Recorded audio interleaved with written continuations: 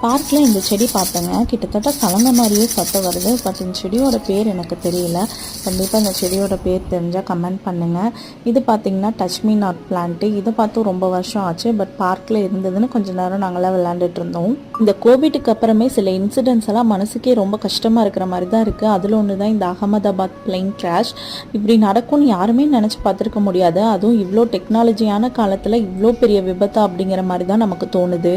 அந்த ஃப்ளைட்டில் இருந்த க்ரூ மெம்பர்ஸ் ஆகட்டும், பைலட் ஆகட்டும், பேசஞ்சர் ஆகட்டும், ஒவ்வொருத்தங்களுக்கும் ஒரு லைஃப் இருக்கும், ஒவ்வொருத்தங்களுக்கும் ஒரு ட்ரீம் இருக்கும். அதை சேஸ் பண்ணி தான் அவங்க கிளம்பியிருப்பாங்க.